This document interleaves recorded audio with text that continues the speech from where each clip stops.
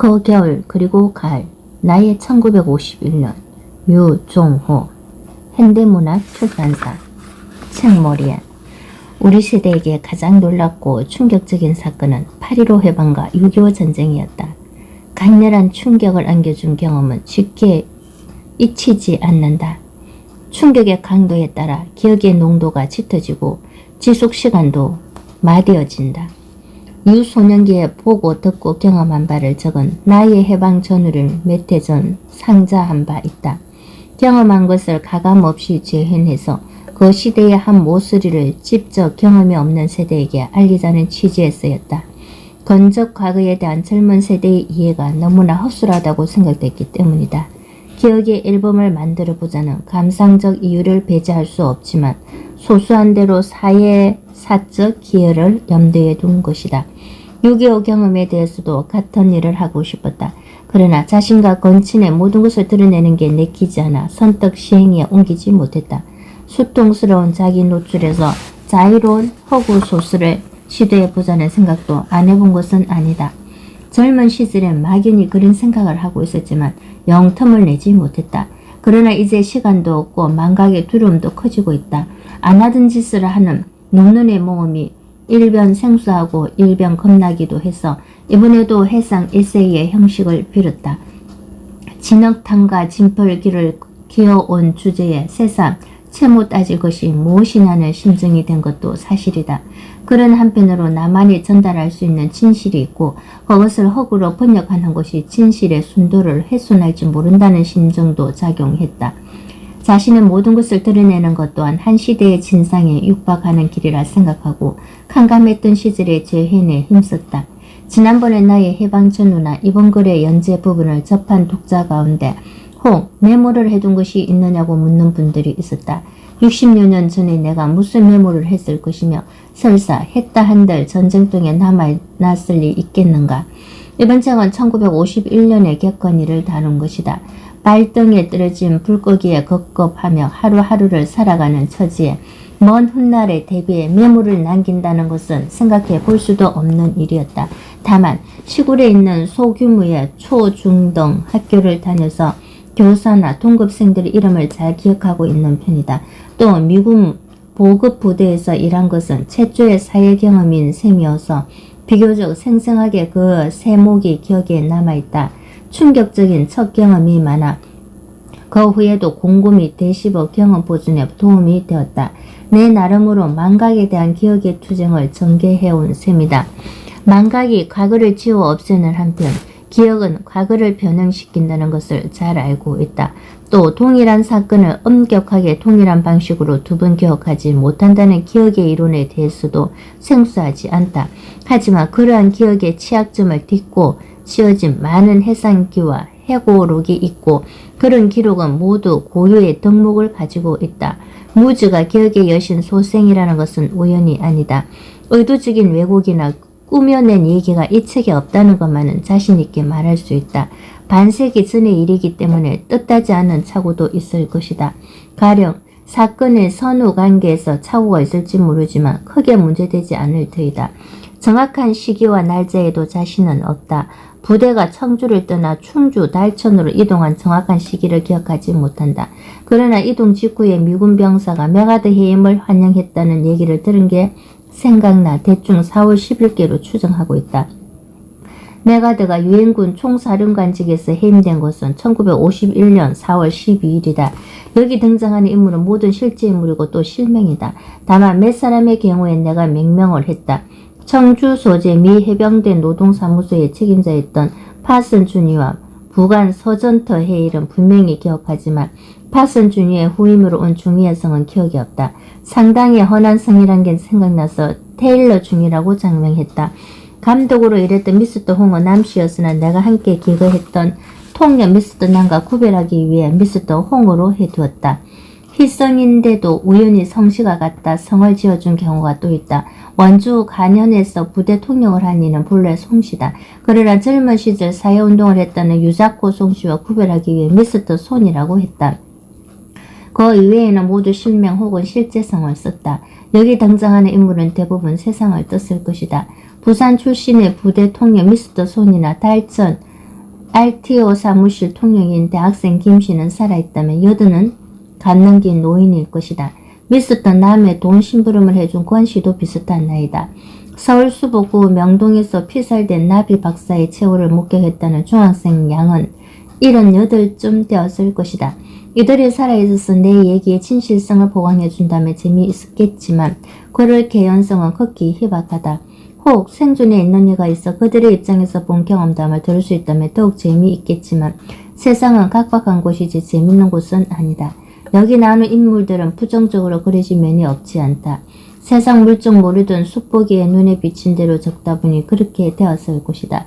그 후 이들보다 보기 흉하고 적극적으로 고약한 사람들을 많이 보았다. 그런 맥락에서 전시라는 특수상황을 고려할 때 반장 황씨 같은 모사꾼을 제외하면 대부분 평균적인 인물이라 할 수 있다. 앞서도 말했지만 젊을 때는 허구소설로 언젠가 한번 쓰겠다는 생각을 막연히 했었다. 그 바탕에 깔린 것은 사적 울분과 사회적 공분의 감정이었다. 그러나 세월과 함께 부정적 감정이 퇴색하면서 동력도 쇠전해졌다. 따라서 이 책에는 과거와 현재의 시선이 얽혀 있다. 이 책을 쓰면서 전에 경험하지 못했던 독특한 쾌감을 맛보았다. 지배당하고 번농당하기만 했던 시절을 이제 내 쪽에서 지배하고 있는 듯한 환각이 주는 쾌감이다. 타자에게 떠밀리고 휘둘리기만 했으나 이제 휘두를 수 있다고 생각하는 것만으로도 허무하고 유쾌하였다. 소설을 쓰는 괴로운 즐거움의 하나는 작중 인물을 마음대로 뿌리는 일이요.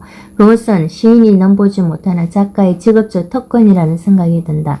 본문 첫머리에 내건 이 고생을 얘기할 날이 꼭 올 것이다 란 속담이나 오디세이아 제12권에서의 인용은 가장이나 자기 연민이 쓴 내건 게 아니다.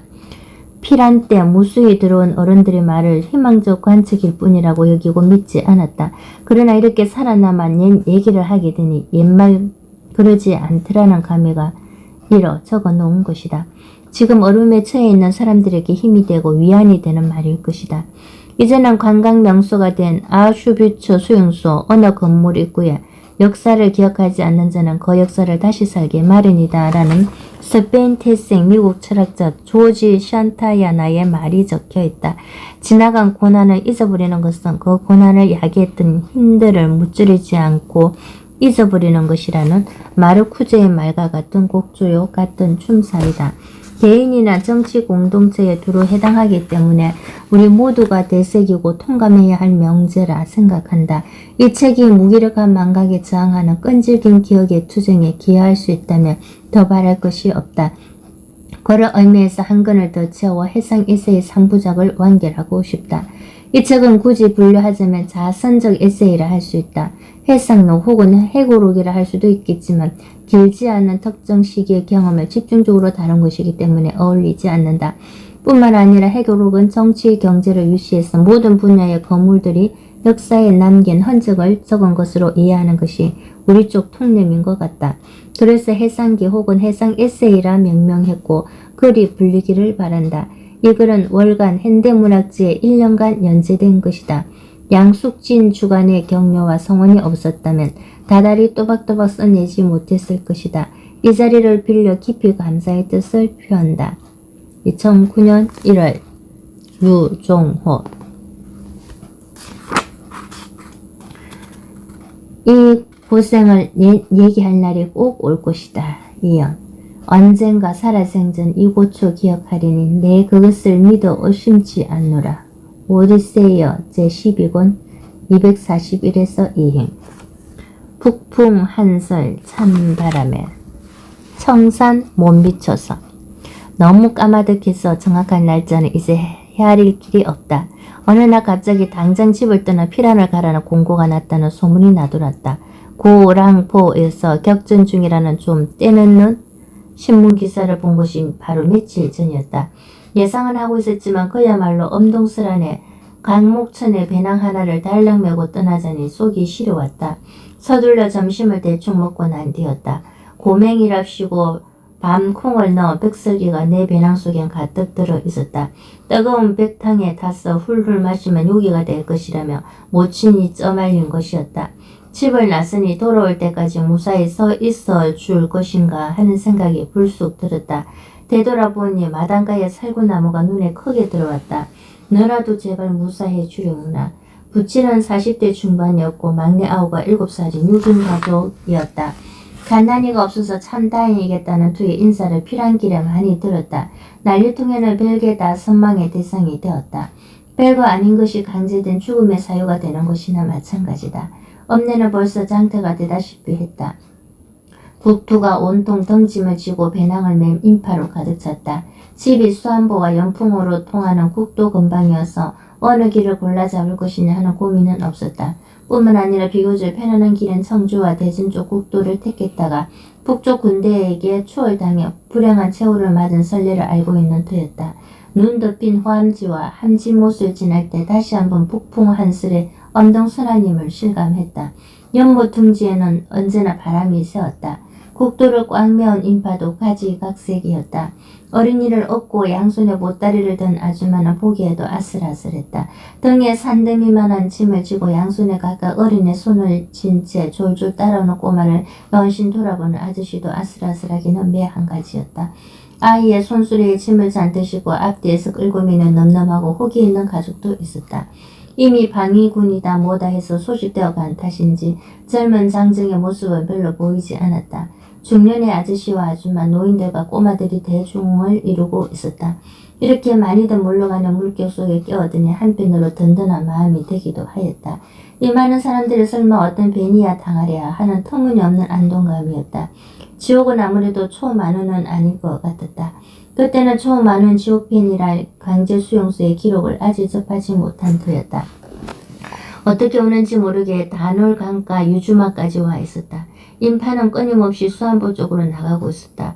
노루목에서 살미, 그리고 살미에서 대안보, 그리고 조금 더 가면 수안보였다. 수안보에서 연풍을 거쳐 휘아령을 넘으면 문경이다. 그러나 국도 연반에 큰 마을은 없었다. 이 많은 사람들이 어디서 잠을 자며 밤을 날 것인가. 그래서 유주막에서 강을 건너 괴산 쪽으로 가는 게 낫지 않느냐는 생각이 났다. 한참 지리를 살피던 부친은 강을 건너자며 나룻가로 갔다. 그쪽에도 적지 않은 사람들이 옹기종기 모여서 대안에서 오는 나룻배를 기다리고 있었다.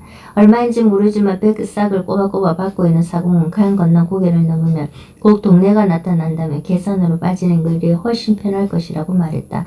얼마나 지속될지 모르는 호우 경기를 초로의 사공은 적잖이 즐기는 듯했다. 한참을 기다려 나룻배를 탔다.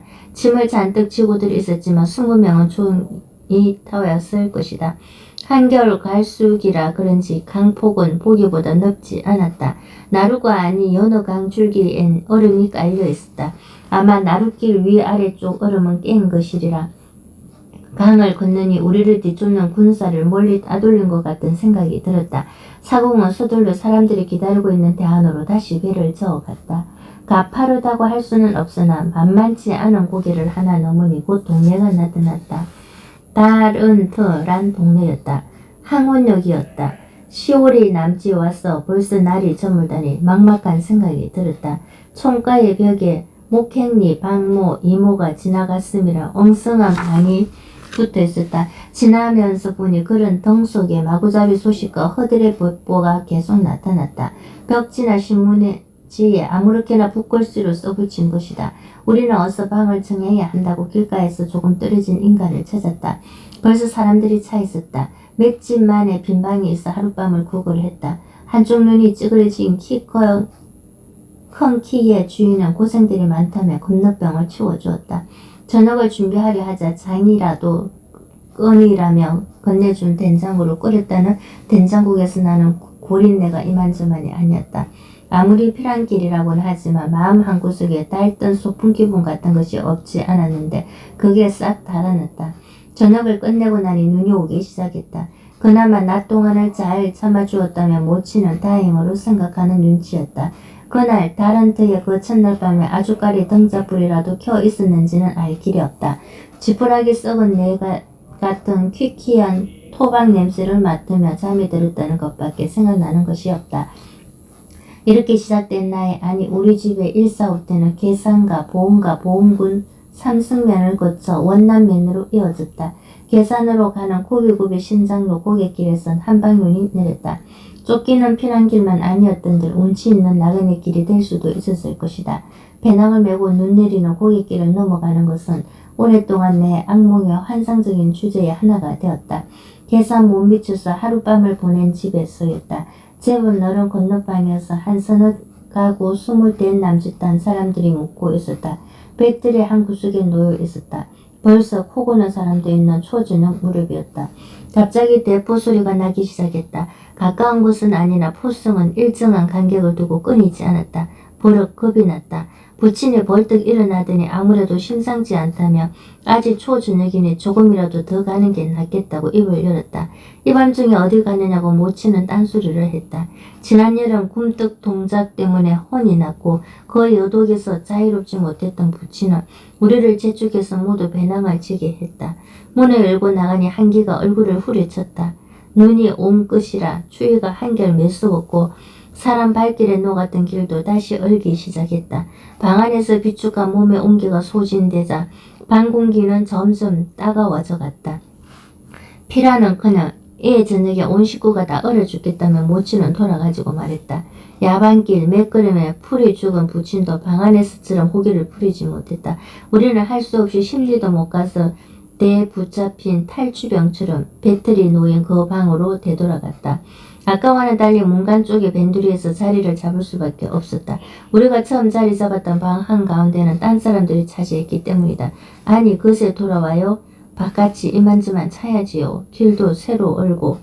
동숙자들은 우리가 돌아온 것이 물론 탐탁하지 않았다. 좀 널널하게 누워 자르던 것이 도로함이 타불이 되었기 때문이다. 공연한 경거망독으로 우리는 좋은 자리 빼앗기고 찬바람 쐬고 웃음거리만 된 셈이었다. 그런 생각이 들 때쯤엔 또 포승도 뜸해졌다. 반시간 넘게 계속된 포승의 의미는 하나의 불가사이다. 이튿날 계산의 당대분이 미군 지프차와 쓰리커터의 왕래가 빈번해서 피라민의 국도 이용을 금지시키고 샛길 이용을 유도하고 있었다. 전선이 가까이로 다가온 것도 물론 아니었다. 수수께 끼어서 그 후 참조해봐도 145때 당시 중공군의 최남단 장악지역은 문막과 원주 정도였다. 혹 대게릴라 작전을 생각해 볼 수 있지만 당시 게릴라 출몰 지역이 충북엔 없었다. 또 몇 안 되는 유격병에게 대포를 쏠 리도 없었다. 지금껏 풀리지 않는 수수께끼다. 청청 근처의 신장로 베네스였다. 정미수 바로 옆에 밭대기에서 어떤 사내가 구덩이를 파고 있었다. 아주 큰 것이었는데 넓이도 깊이도 상당했다. 사내는 구덩이 속으로 오르내리며 헛을 퍼올리고 있었다. 보나마나 피랑 가기 전에 무엇인가를 묻어두기 위한 구덩이였을 것이다. 이렇게 많은 사람들이 지나가는 신장로 옆에 파묻어 놓은 물건이 과연 온전할 것인가 궁금한 생각이 들었다. 그러나 한편으로 저런 대로변이 더 안전한 곳인지도 모른다는 생각도 들었다. 미원에서는 금융조합 숙지실에서 하룻밤을 보냈다. 애초에 조합을 목표로 한 것은 아니었다. 변수를 찾아 나섰다가 살펴보니 금융조합 건물이 보이고 숙지실이 비어있고 한 구석에 땔감도 남아있어 불을 지피고 주저앉는 것이다. 끼어드는 동숙자도 없었고 필요한 생활 중 가장 호화로운 하룻밤이 아니었나 생각한다. 지금도 들어 생각나는 때가 있다. 세상에는 어려운 사람을 위로해주는 행제 같은 아담한 숙지실이 어디인가 반드시 있을 것이라고. 보은 읍내를 지날 때 큰 정미소가 보이고 창고가 보이고 많은 사람들이 웅성웅성했다. 걸음을 멈추고 보니 피라민들이 쌀가마를 뜯고 쌀을 배낭에 퍼담고 있었다.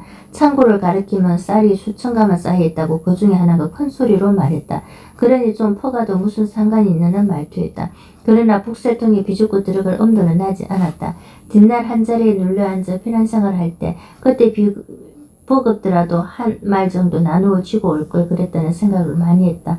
보은에서는 읍내에서 하룻밤을 보냈다. 토방에 멍석을 깔아놓은 것이 기억에 남아있다. 그 집에서도 앞마당을 파고 김치똥을 묻고 있었고 자기들도 곧 집을 떠날 판이라며 김치를 덤뿍 건네주었다. 이튿날 보은을 떠나면서 처음으로 동사자의 시체 대여섯구를 보았다. 길가에 농두릉에 버리고 거적대기로 덮어놓았는데 어떤 것은 얼굴이 드러나고 어떤 것은 신발이 삐져나와 있었다. 모두 사내들이었다.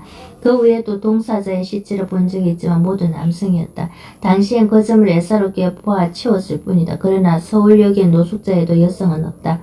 잉여 인간의 대부분이 남성이라는 사실은 여성보다도 남성이 쓸모없는 경우가 많다는 남성 중심사에 반어를 하지 않을 수 없다. 당초 집을 나섰을 때보다야 한결 줄어들었지만 남으로 가는 인파는 국도를 따라 여전히 끊이지 않았다.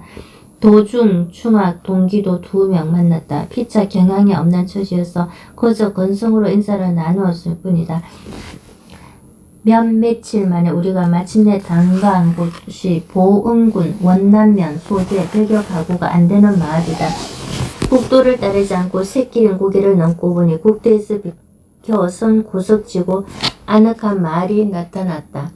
우리는 그 마을에서 쉬어가기로 하고 늦은 오후 일찌감치 방을 구했다. 본체와 행랑채가 꽤 큰 마당을 두고 곁에 있는 비교적 톡톡해 보이는 집이었다.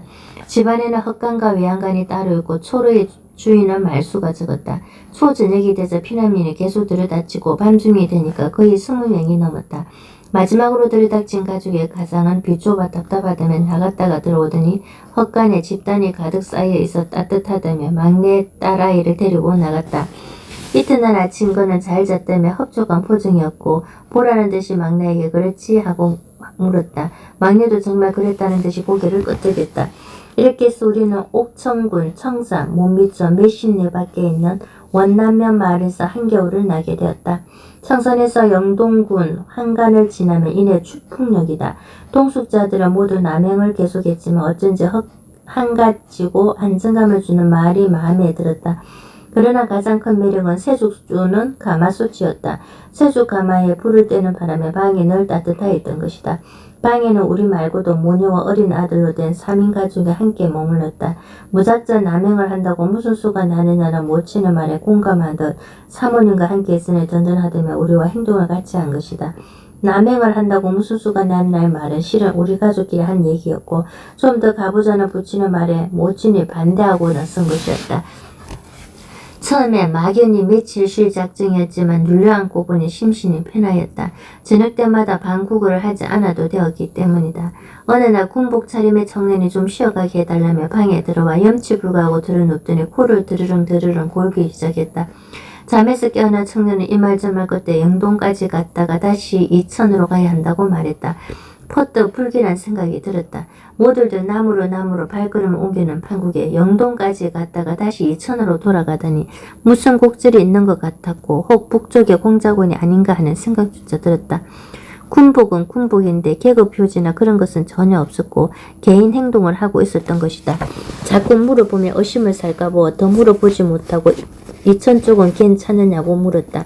물론 읍내는 텅 비었지만 별일 없다는 답변이었다.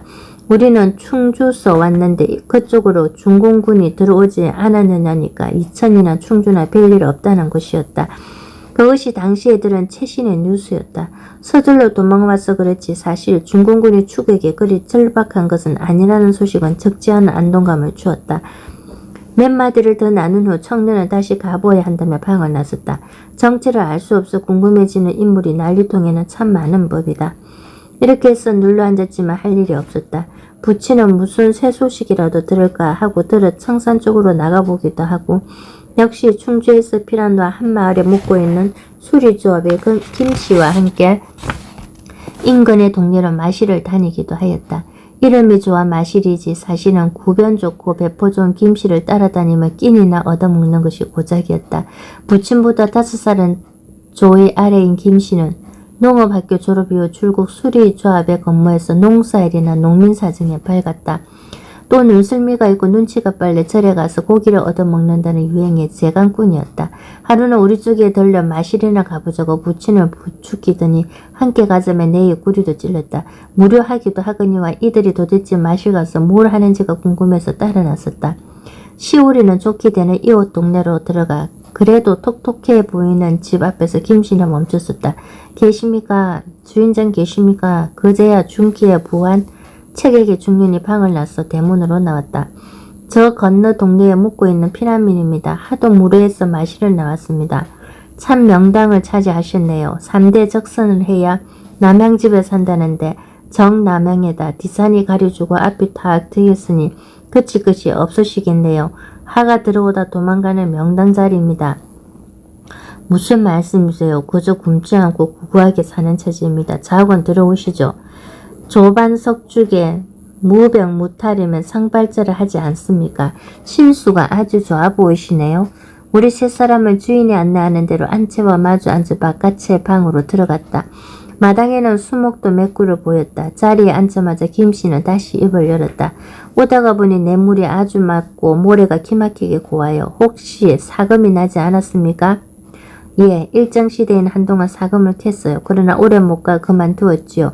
큰 재미는 못 봤던 소문이었지요. 그러나 그 덕에 동네 사람들이 푼돈 구경은 좀 했지요.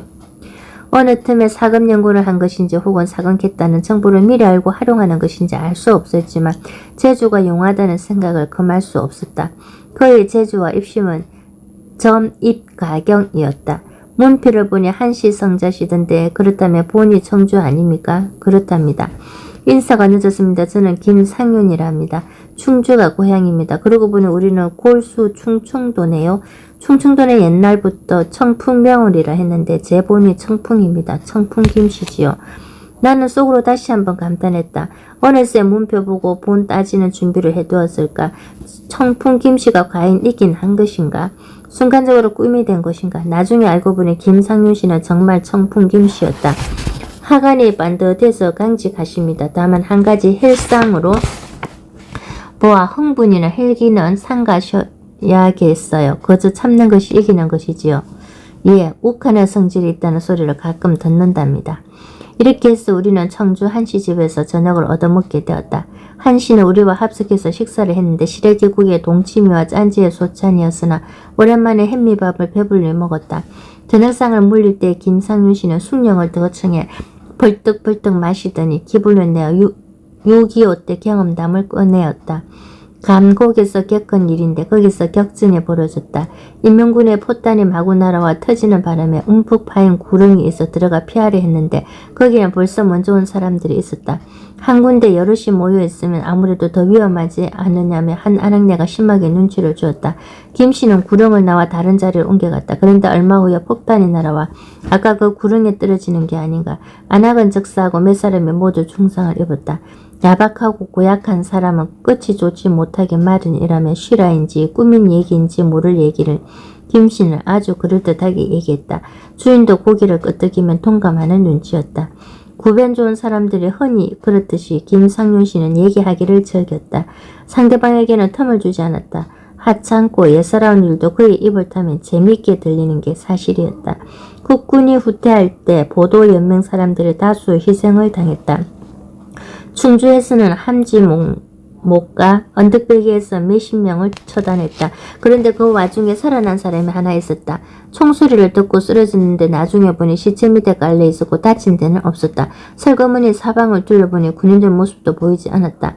정신을 차리고 일어나 현장을 벗어나 무사히 생還했다. 바로 한치 건너 이웃 사촌이었다. 이런 얘기 끝에 그는 지혜의 도사나 되는 듯이 진득하게 덧붙이는 것이었다. 인명은 제천이지요. 살 사람은 총알도 비껴가고 푸른한 적선 평진 낙상으로도 가는 게 세상 이치지요. 아무렴요 그건 그렇지요. 한씨는 여신 고개를 끄덕였다. 밤이 늦어 돌아갈 시간이 된 나는 초조한 기분이었다. 집에서는 가족들이 기다리고 있을 터였다. 눈치 빠른 김상윤 씨는 재빨리 나에게 눈을 찡긋 하더니 다시 새 얘기를 꺼내었다. 결국 그는 주인에게서 하룻밤 묵어 가시라는 인사말이 나오게 했고 당연히 그 제의를 흔쾌히 수락하였다. 별로 쓰지 않는 방이어서 외풍이 심했으나 우리는 이부자리도 얻어듣고 그런대로 괜찮은 하룻밤을 보냈고 이튿날 아침상을 물린 후 한씨 집을 나왔다. 마시러 간다는 것이 이런 것이었구나 하고 깨닫는 순간 연하인 김상윤 씨의 전적으로 의존해서 따라다니는 부친이 딱하기도 하고 속상하기도 했다. 널 이렇게 마시러 가서 대접을 받는다는 물음에 부친은 대답하였다. 어디 요즘 인심이 그리 후하냐. 어쩌다 한번 대접을 받은 것이지. 연때가 맞지 않아 김씨재간에 통하지 않는 때가 더 많더라. 듣고 나서 생각해보니 부친이 김상윤 씨와 마실을 가서 하룻밤을 유하고 들어온 적은 없었다. 그 후 그들이 다니는 마실에 다시는 따라 나서지 않았다. 한 분으로 좋겠다. 우리 동네엔 전염병이 돌고 있습니다. 건물은 정 떨어지는 전경을 본 적이 있다. 16살쯤 돼 보이는 동네 아이들이 한 중년 아저씨를 둘러싸고 시비를 부리고 있었다.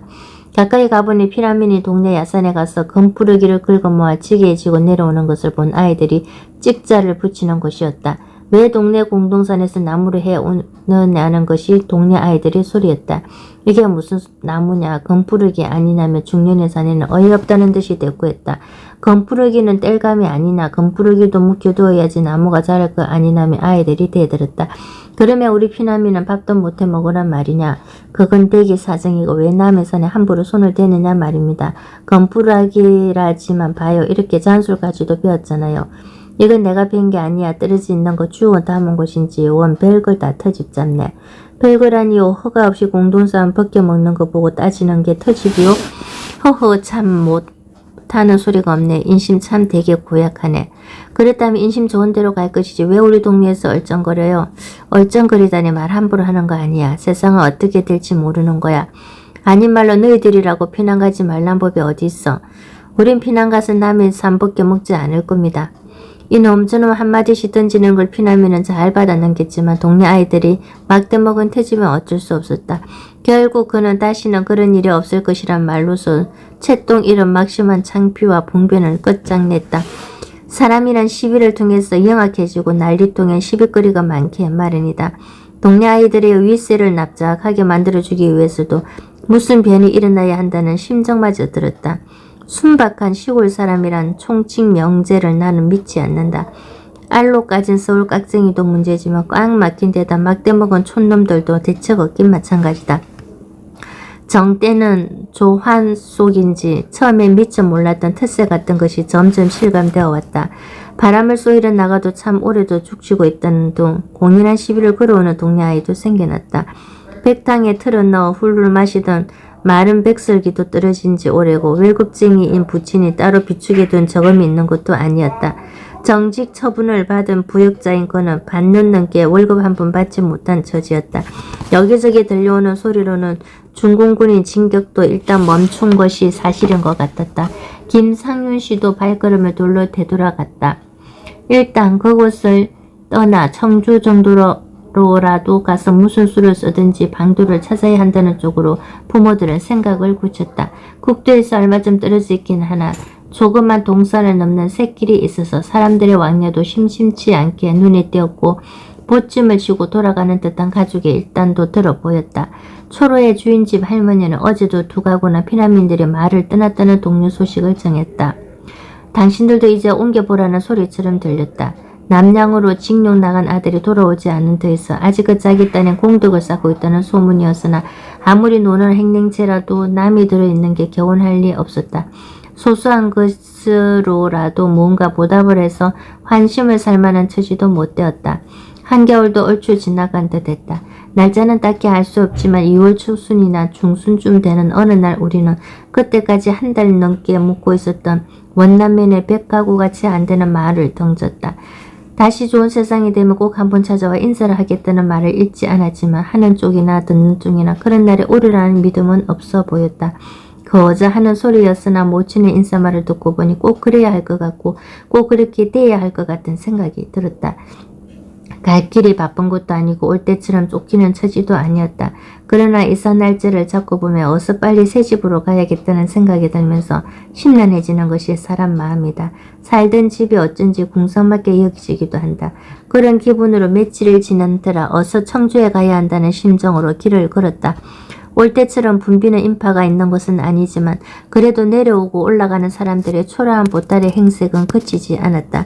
점심을 그르던 참이라 좀 늦은 아침으로 끼니를 때운 뒤 떠난 행차여서 일찌감치 방을 구해야 했다. 그런데 국도변의 말어기에는 우리 동네에는 전염병이 돌고 있습니다. 이 마을엔 돌림병이 들었습니다. 피라민 사절 따위의 걸기가 적힌 마분지나 신문지가 붙어 있었다. 아주 강목에다가 큼직하게 써서 마을 앞 전봇대나 나무에 걸어둔 곳도 있었다. 지난번 내려올 때는 보지 못한 새 풍경이었다.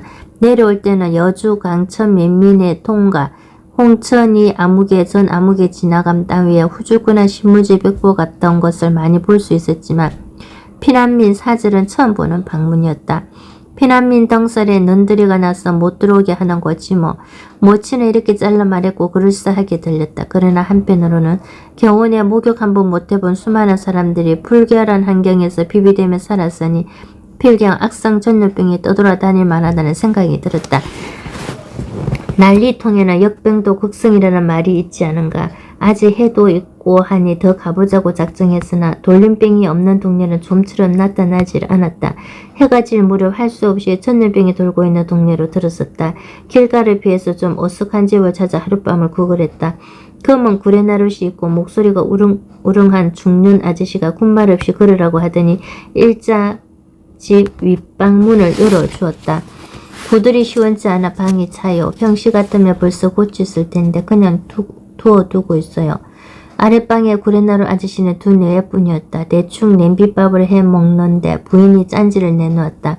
구레나루 아저씨는 어디까지 갔다 오느냐, 집은 어디냐며 열어놓은 장지문 사이로 얘기를 걸어왔다. 그러나 제일 궁금한 것은 동네에 정말 전염병이 돌고 있는가 하는 것이었다. 올 때 보니 동네마다 돌림병이 돈다고 해놓았어요. 무슨 전염병인가요? 괜한 소리지요. 피난민 들지 말라고 붙여놓은 거지요. 그러면 이 마을에도 돌림병 같은 거 없는 건가요? 없어요. 그래 방문 보고 정말 고지 들었단 말입니까? 긴가민가 하면서도 또 혹시나 했지요. 식구가 단출하다는 말에 아이들도 다 남쪽으로 내려가고 두 애만 남아있다는 것이었다. 아우들 쓰는데 벌써 떠나갔고 자기네도 오늘 내일 하는 참에 당분간은 괜찮다는 얘기여서 그는 눌러앉아 있었단다. 그러면서 하는 말이 이 동네에는 유난히 가부가 많다고 덧붙였다. 군인 가족들이 많은 모양이군요. 아닙니다. 군인 가족이야 생가부라면 생가부지만 이 동네엔 진짜 비계 가부가 아주 많아요. 두 집 건너면 가부집일 겁니다. 그렇게 가수댁이 많아요? 인공때 많이 다쳤나요? 웬걸요. 그 전에 다 당했지요. 인근에 건아무개라는 유력자가 있었걸랑요. 부잣집 아들이고 일본 유학을 갔다 온 인사지요. 그에게 홀린 젊은이들이 한둘이 아니었어요. 몰려다니며 한동안 세력이 대단했지. 이들이 그 후 모두 보도연맹에 들었어요. 작년 여름 바로 동네 뒤 고개 너머에서 몰살당했답니다. 한참 후에 동네 사람들이 동원되어 한 구덩이에 마구잡이로 파묻었지요. 파리 목숨이라고 하긴 하지만 참 끔찍했지요. 생때 같던 젊은이들인데. 그 나무개는 그 후 어떻게 되었나요? 6.25 전에 벌써 튀었지요. 그러나 6.25 또 다시 나타났다는 얘기는 없었어요. 안 그런 듯 하면서도 구레나루 주인은 죽은 청년들 팬이라는 느낌이 들었다. 차근차근 하면서도 우릉우릉한 목소리에 어떤 섬뜩함이 배어있었다. 그러고 보니 벌써 떠나갔다는 아우도 바로 작년 여름의 희생자가 아닌가 하는 생각이 들었다. 검은 구레나루조차도 심상치 않게 생각되었다. 직업이 무엇인지도 대충 할 수가 없었다. 뭐 말실수한 것은 없나 경계심이 생겨났다. 나도 말청견을 했다. 우리 국민학교 때 선생님들 중에도 그런 분이 있었어요. 잘 가르치는 선생들인데 인공때는 또 인공때대로 얼마나 많이 죽었다고요. 어용군으로 끌려간 사람들도 어디 한둘인가요? 모친이 끼어들었다. 덕 보는 것도 없이 공연히 어느 한쪽을 편든 것이 뭐냐는 지론을 가지고 있던 모친다운 말이었다. 어느 쪽이건 사나운 거성꾼들 때문에 살기가 버거워진다는 것도 그녀의 지론의 하나였다. 이튿날 아침에 다시 본 구레나루 주인은 컴컴한 구석이 없어 뜻밖으로 맑은 인상을 주었다. 공연히 겁을 먹었다는 생각도 들었다. 그는 안녕히 돌아가시라고 깍듯이 대꾸 인사를 하였다. 두 집 건너 가부집이란 가부 마을을 덩지고 돌아서면서 어서 집으로 돌아가는 것이 제일이라는 진부한 생각을 다시 했다. 낯선 사람들이 공연히 두려워지고 이것저것 눈치 보며 방구글 하는 것이 정말 싫었다. 정남이 떨어지고 덕정이 없었다.